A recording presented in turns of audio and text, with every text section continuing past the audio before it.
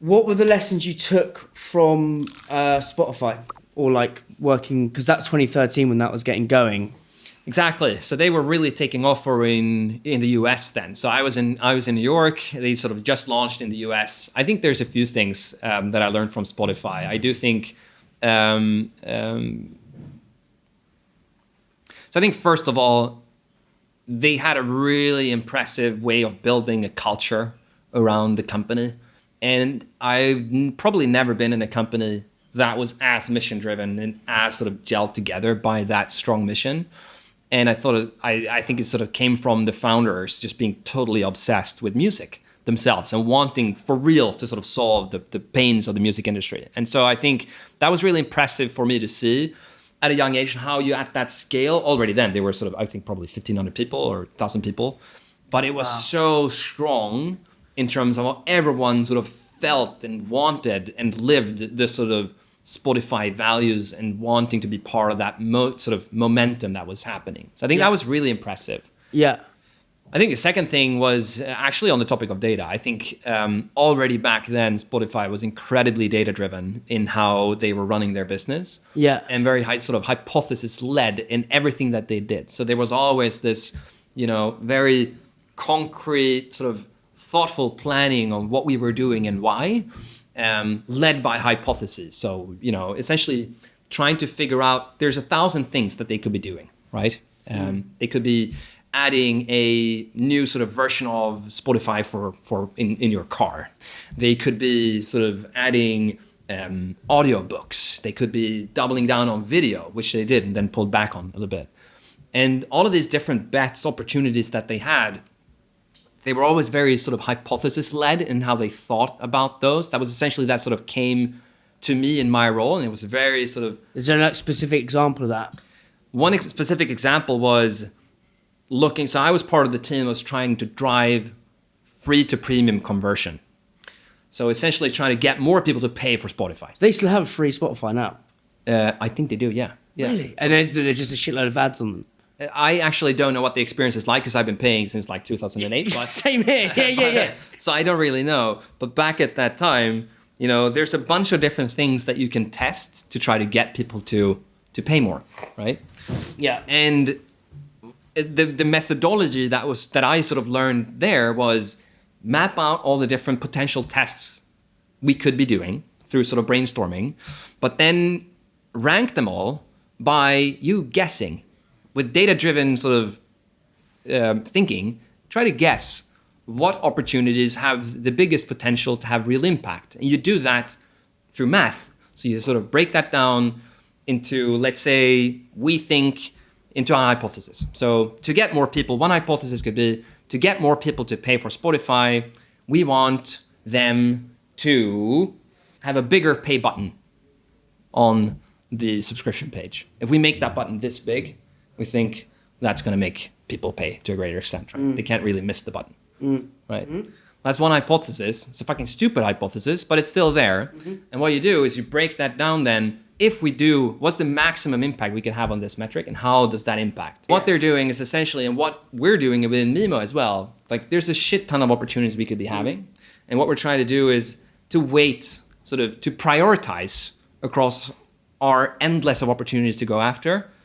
We use an approach where we try to guess which opportunities have the biggest impacts through an hypothesis. And then we essentially break these hypotheses down into assumptions and we test each assumption leading up to that hypothesis. It's a little bit theoretical. Yeah, no, basically, because again, a lot of these questions are selfishly, right? Yeah. So it's like with this, we've got the podcast in like terms of like verticals or revenue streams. So like podcast sponsorship, production company.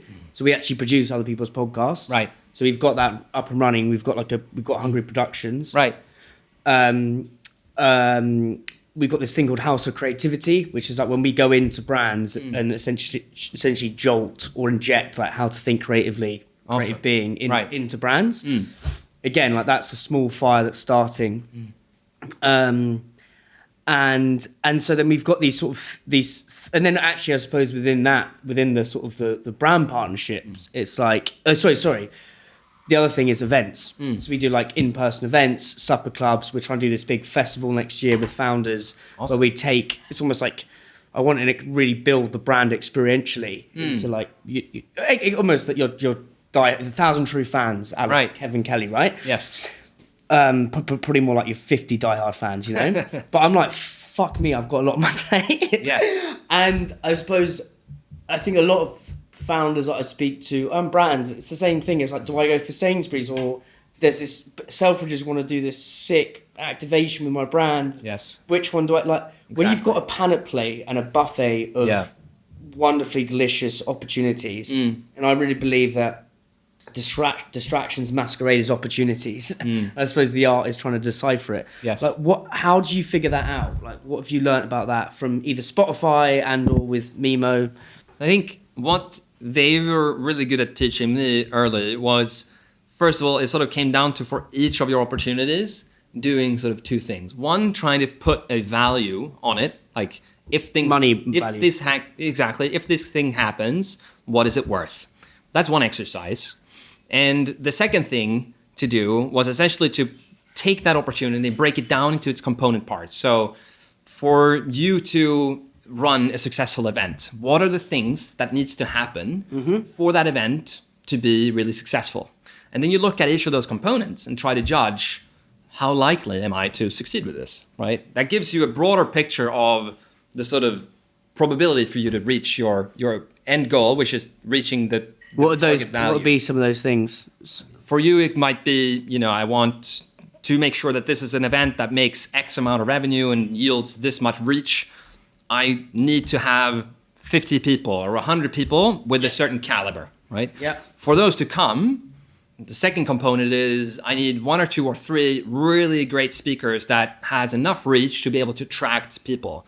And then thirdly, I need to be able to produce an agenda and a story that's enticing to enough people to actually come. And logistically, it all needs to make sense.